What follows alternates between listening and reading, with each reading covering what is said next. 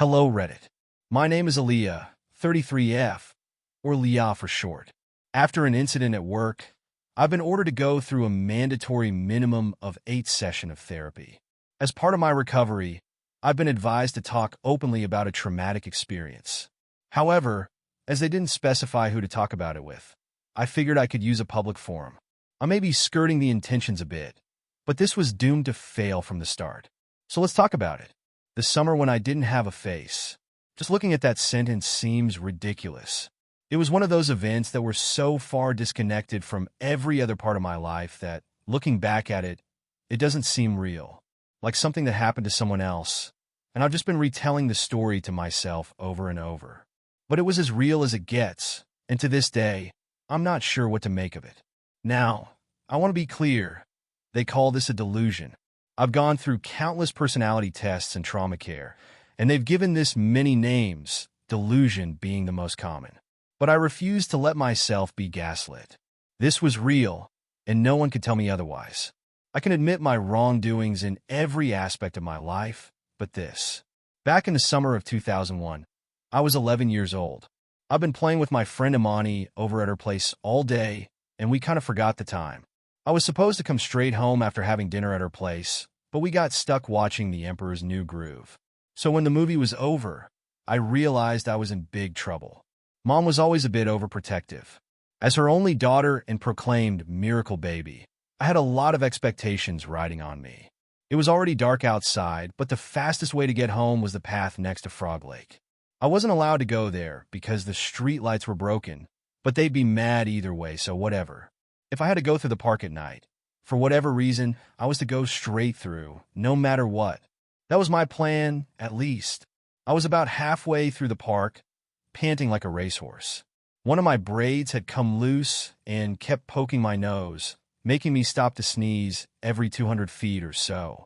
I tried my best to keep running all the way through, but it got so dark I almost walked off the road. I had to slow down to catch my breath and navigate. You did not want to get lost near Frog Lake, or you'd drown. That, or the frogmen would drag you into the lake and force you to drink tadpoles. That's what the adults kept telling us, at least. I stopped at a branch in the road to consider the fastest way home when I heard someone crying. Not a big cry, but a soft little one. A sniffling like from a kid even smaller than I was. I knew I should have kept running like Mom told me to, but it just made me too sad. I had to check if they were okay. I caught my breath and looked around, only to see someone on a park bench down the path to my left. They were underneath the only working streetlights. I got a good look at them. She was a girl my age, with these little bantu knots and a bright blue summer dress. She was curled up on the bench, burying her face in her knees. And while my mom always taught me to be obedient, she also taught me to follow my heart. So I did. I sat down on the bench next to her. She kept sniffling and weeping, but it was so faint, like she'd done it all day. I scooched a bit closer. "Hi," I said. "I'm Leah." She didn't answer. She just turned her back on me. "Are you okay?" I asked. "Why are you crying?" Everyone is bad," she said. "They're bad, and I hate them." "Why, what did they do?" "They put this stupid bracelet on, and I can't get it off," she sniffled. "They said it's an ugly girl's bracelet." She held her arm out, and it was this strange copper-like bracelet with little squares linked with iron rings.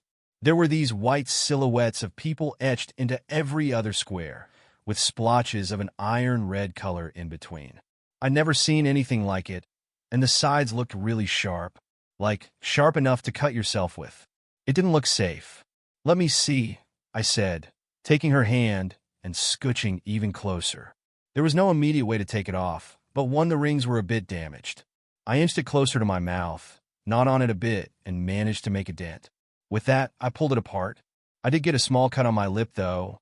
The sides were really sharp. As the bracelet came off, the sniffle stopped. The girl turned to me. "Thanks, Leah," she said. "I've waited all day for someone to help me." And as she turned around, she smiled at me. Her eyes weren't red from crying. Her nose wasn't wet with snot. She looked perfectly normal. And she had my face. I just looked at her for a moment. She waved at me, now bracelet-free, and skipped away into the night, giggling with excitement. The bracelet, still in my hand, crumbled into rust. The light above, The only working light on the street flickered. Something about it just felt wrong, and I got back on my feet. I ran home as fast as I could. When I got home, my dad was waiting by the door. I shut the door behind me, kicked off my shoes, and ran headfirst into him, crying my eyes out. I hadn't even noticed that I had this shiver. Maybe it was just adrenaline running off. I hugged his sweater and cried. After a few seconds, I noticed he wasn't moving. No pats on the back, no comforting words, no cute nicknames or kisses on the cheek. I stepped back and looked up at him. He was holding his hands out, like he was ready to defend himself. His eyes had gone wide, and his mouth hung open like a fish out of water. He'd never looked at me like that before. Never. Dad! He fell backwards and knocked over a lamp. He crawled away from me, desperate to put distance between us. Jada, he called out. Jada! I couldn't stop crying. I was scared and I didn't understand. He looked at me like I was a wild animal, when all I wanted was my dad. He hurried into the backyard, calling out to my mother over and over. He had this high-pitched note that I hadn't heard before, like he'd been hurt. I just sat down on the floor, buried my face between my knees, and cried. My tears felt strange on the skin of my knees. I sat there for a couple of minutes until I heard a door open. I didn't look up. I was scared to see my dad like that again. Leah, sweetie, it was my mom. Honey, are you there? I got back on my feet. It was my mom on the other side of the room. She'd blindfolded herself with a towel from the bathroom. I'm here, Mom. Leah, honey, can you come here? I walked up to her, but when I was about 6 feet away, she held up a hand, urging me to stop. Slowly, honey, she said. Come here. She held out her hands. Looking back at it, I think she wanted to be sure I didn't try to take off her blindfold. We held hands, and she tried her best to smile. Did you go by the lake? She asked. I need you to be honest with me. I didn't want to be late. You'd be mad. So, you went by the lake, right? I took a deep breath and slumped my shoulders. My mom held my hands in a tight grip. Yeah, I admitted. I'm sorry. My mom swallowed. I could hear her struggling to keep her breath steady. She was right there, on the edge of panic. We're gonna fix this, honey, she said. We're gonna fix this. She made her way back to the kitchen and pulled out a paper bag.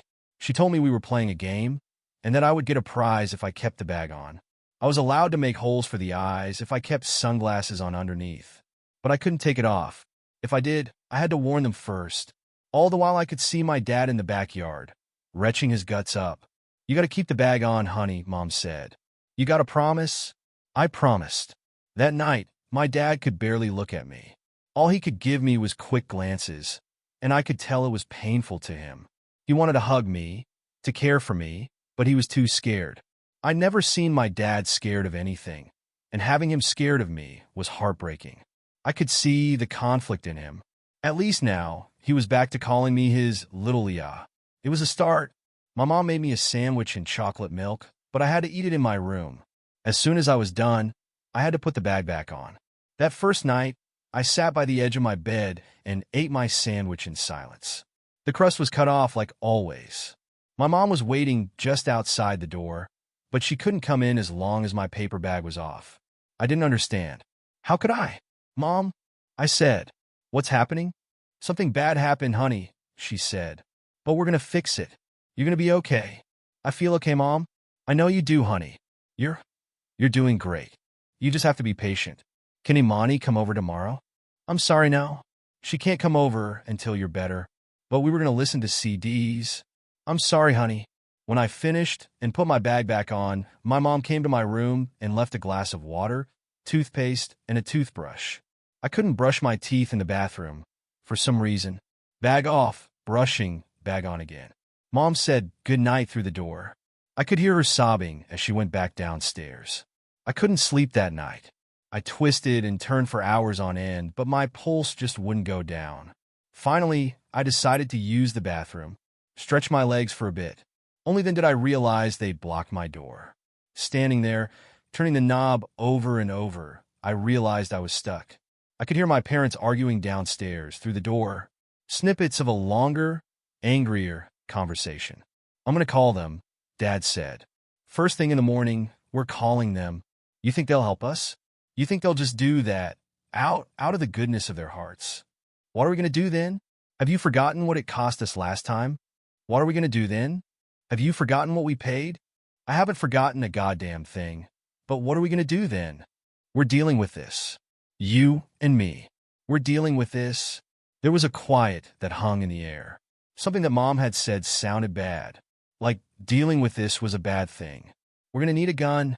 I woke up early the next morning, still leaning against the door. When my mom finally let me out, she had a few rules for me to follow until everything got sorted out. I was to stay inside. Above everything, I couldn't go outside. This was for my own protection, apparently. Secondly, I was to not look at my own reflection. Not through puddles or reflection in the windows, the bathroom mirror, anything. No looking at myself. Third, I could not touch my own face without gloves. The gloves I was given turned out to be oven mitts. And finally, if I ever took off the paper bag or whatever they chose to conceal me with, I had to tell them about it in advance. That first day was the worst. I kept getting this awful claustrophobic feeling like I was stuck in that damn bag. I had trouble breathing, and I felt trapped.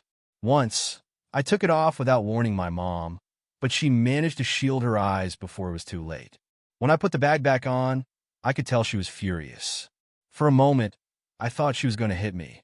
She'd never looked at me like that before. "Please, you can't just take it off," she said. "Never do that. Never again." Dad just wasn't around. He was out all day and only came back to fetch something from the garage. He and Mom talked for a bit on the driveway. Then he was off again. He looked like he'd been crying. All the while, I was walking around with my face concealed and oven mitts covering my hands. Mom had taken down all mirrors, and Dad had covered the windows with brown packing tape. While I wasn't allowed to go anywhere, my mom still tried her best to keep me calm. She made me popcorn and allowed me to talk to Imani on the phone, as long as I didn't say anything about being sick. We didn't talk for long. I ended up listening to my new Destiny's Child CD on my own. That memory of sitting on the floor of my childhood room, wearing that bag and a pair of oven mitts, is burned into my mind. While Mom was busy, I remembered my jewelry box. It had mostly plastic rings and clip-on earrings, but it had a built-in mirror on the inside of the lid. If I wanted to, I could see what the fuss was about. I dug it out and called out to Mom that I was taking off the bag in my room for a while. That way I'd at least get a warning knock before she entered. So I sat there, box in hand. I took off my oven mitts and opened it. As soon as the lock clicked, I got this chill up my spine. Like dipping your toes in cold water, knowing you're about to wade out into the deep. I knew what I was doing was wrong, but it wasn't just wrong because Mom said so, but because I was doing something I shouldn't be able to do. I was breaking more than just rules. Still, I opened the box. Slowly. As soon as I saw the edge of my reflection, I heard something. A laugh in the distance, like a looming thunderstorm. A bright, joyous shriek. I slammed the box shut, and the laugh was reduced to a giggle. Then nothing. My hands were so warm that I could feel my fingers sweating. I could have sworn the box was hurting me. Still, I had to try again. I had to know. I clicked the lid open again and heard a plastic crackle. It wasn't coming from the box, but something in the room. Looking around, I didn't see anything obvious. I could hear my heart beating through my chest. Then I looked up. My toys had moved. Every doll, every stuffed animal. Their heads were turned towards me. I closed my eyes, trying to convince myself I was imagining it. I opened the lid just a little and heard another crack. And again, the distant laugh. But now, it was more like a hysterical cackle. Almost mechanical, repeating in the same pattern, louder and louder. I saw my own throat. My skin looked ashen and dry. I could see my discolored veins. Every set of eyes, on every poster, turned towards me. And it was only now that I noticed that everything looked different. Every toy, every picture, anything with a pair of eyes. The entire room was staring at me, intently. Their eyes had changed color. They looked like mine. I kept opening the box, slowly. Something in me wanted to close it, to throw it away. There was a banging noise like distant thunder. And that ever-growing laugh. I saw my chin, withered skin, breaking into something pale. I held my hand up, about to touch my own face. To feel it out. I know I shouldn't. I know there were rules. But in the edge of the reflection, I saw my hand come closer. And as I touched my chin with the edge of my index finger, I swear. I felt bone. Then my reflection moved. My mom burst through the door. She'd been trying to get my attention by banging on the door, but it was as if I'd been hypnotized. She came in with her eyes closed, wielding a hammer from Dad's toolbox. "Put it down," she screamed. "Put it down now." I put down the jewelry box. Seconds later, she fell to her knees and smashed it to pieces. She kept hitting it over and over until her arm grew weak. When she couldn't hit it anymore, she just dropped the hammer to the floor. She ripped a pillowcase from my bed and wrapped it around my head. When I could no longer see her, she took her blindfold off and wrapped her arms around me. She cried in a way I'd never seen before, like a wailing child. These big, hulking sobs. She hugged me so tight that I had trouble breathing through the pillowcase. Leah, please," she cried. "You have to listen to me. You have to listen." "I'm sorry, Mom. I'm sorry too, honey. I'm so sorry." That night made me realize that there was more to this than I understood. My mom and dad were doing this for a good reason. I decided to just hunker down and do what I was told. To see this as being sick, watching movies, eating snacks, and just waiting for it to be over. I didn't mind anymore. We were in this together. Over the next few days, things started to turn into a new kind of normal. I spent most of my time with Mom, just hanging out, watching TV, playing games on our shared computer. I was obsessed with The Sims, and I got to play as much as I wanted. Mom would sit next to me, asking me about the characters and the stories I was making up. She even let me take off the oven mitts as long as I kept the bag on. We'd also made a cover using the pillowcase she'd ripped up, so I had a more comfortable option. But I was often reminded that something was wrong. Dad wouldn't come home until late in the night, and I had to keep lying to Imani about why we couldn't hang out. Mom just gave me this apologetic look, but didn't say anything. We trusted one another now. It was a white lie. Everything would be okay. I lived like that for 3 weeks. I stopped questioning it. I stopped trying. I went through the motions and hoped it'd be over.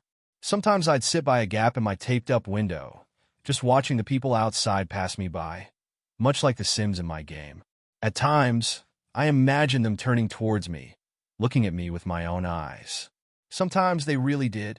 One night, when Dad came back, something was wrong. They usually talked a little, and then he went straight to bed. This time, they sat up long into the night.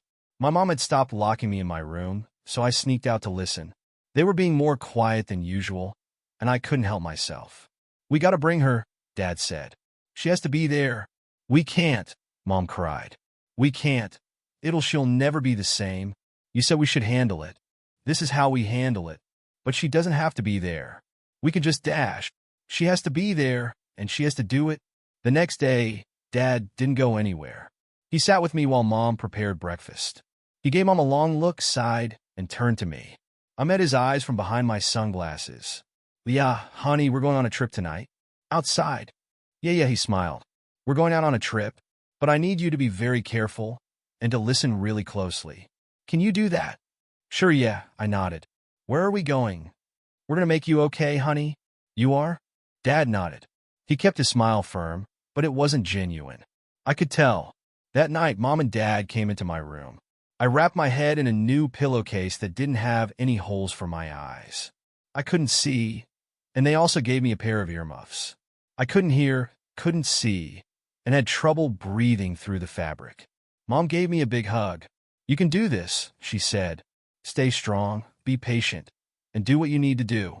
They took me to the car, put me in the back seat, and drove off. I heard them talking in the background, but the earmuffs blocked most of it. I picked up a yell or a no every now and then. I just sat there with my arms crossed, trying my best to stay calm. Whatever was going on felt bad.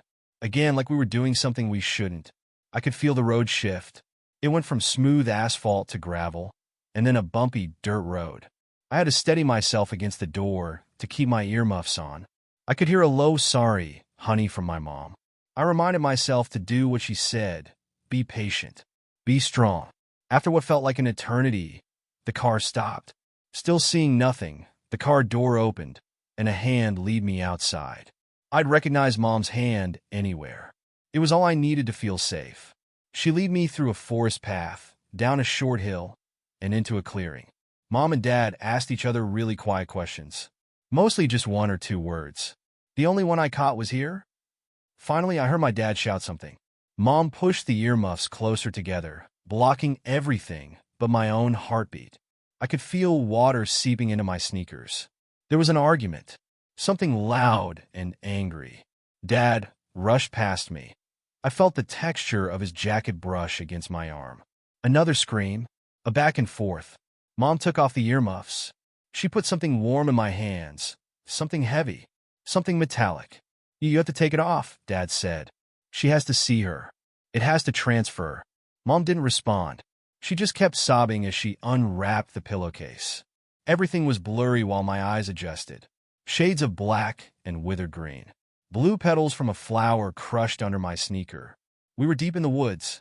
I could feel a faint breeze, making the hairs on my arms stand up. I felt nothing on my face, however. Nothing at all. And right there, collapsed in the soggy moss, was the little girl I'd met by Frog Lake. She was tied up and placed on the ground in front of me.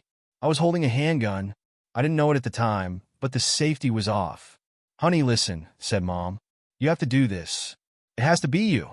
Don't think, just point at it and squeeze the trigger, okay? Leah, honey, follow my lead. Dad was standing on the side, closing his eyes. His hands were bloody. The girl dropped in front of me looked like me, but there was something off about her. I couldn't quite put my finger on a single thing. It wasn't just the hair, there were slight differences overall. Her eyes were a little further apart, her chin a bit longer. She looked like me, but it wasn't really me. It's not fair, the girl screamed. You made a deal. Don't listen to it, honey. Don't listen. Just aim down the sight and dash. She came to me willingly. She set me loose. You owe me. It's evil. It's not human. You can't listen, Leah. I looked at the girl who had my eyes. My face. They threw me away just to get you, she spat. What makes you so special? Why do you get to be? What's she saying, Mom? I asked. What does she mean? Leah, just do what I tell you to. Be strong. Be dash. There are no miracles, the girl screamed. Some prices are just higher than others. There are no miracles. You are no miracle.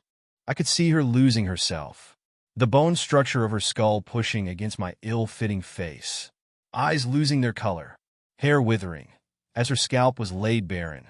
Bantu knots dropping like little pine cones. She shrieked at me with a manic smile on my face. She was becoming less of a girl, and more of a thing.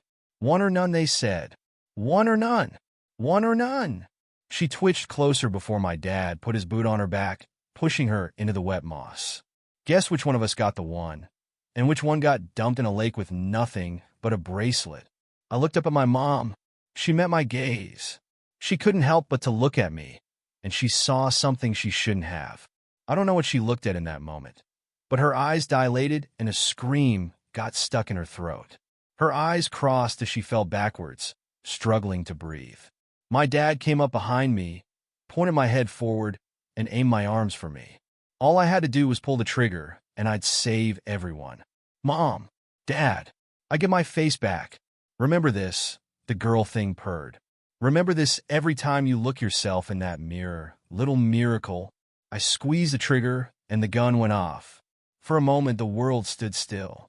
In the muzzle flash, I had this brief image of sitting on that park bench next to Frog Lake, holding hands with a sister I never had. A sister that was never truly born, dropped unceremoniously into the depths of the lake. A promise fulfilled to a power below. But in that eternal moment, in the white flash of the gun, we were just sitting on the bench together, holding hands. What happened afterwards is a bit of a blur. My mom was taken to the hospital. I didn't have to wear the pillowcase anymore. My dad threw the gun in a lake. And then we never talked about any of that ever again. Not that we got much chance to. Weeks later, my mom got diagnosed with cervical cancer. She lasted for years. My dad died of a brain aneurysm on my 17th birthday. I moved out of Tomskog, Minnesota to live with my aunt in West Virginia. I'd spend my time at the computer. It started with mods for games and slowly turned into front-end programming. Got a nice job, nice benefits, and a move to Orlando to work at a proper office. I've been working there ever since, going on, 11 years? It feels strange putting this all to paper. I've had no one to talk to about it, and medical professionals don't really agree with the whole notion of giving their mental patient the benefit of the doubt. There was an incident at work. We closed a deal with a large client, and my boss was doing this pep talk where we all went around the room with a mirror to psych ourselves up. We were to say an amazing thing about ourselves. When I looked at myself, I was going to say I had a great sense of humor. But my words got stuck in my mouth. Looking back at me was me. But not really. It was me, but I had bantu knots in my hair. And then I saw myself blink. I don't really know what happened after that. I broke the mirror and tried to stab someone with a cake knife, apparently. I was carried out by security and put on immediate medical leave. They'd never had a problem with me before, and I'm team lead in a group of 9 people, so they're not eager to get rid of me. Now I can't stress this enough. I'm fine. This hasn't happened before. I think if anything, this had to do with my boss calling me a miracle worker, and it triggered something in me. Maybe something out there lives on, through me, and maybe that something wants, desperately, to come back.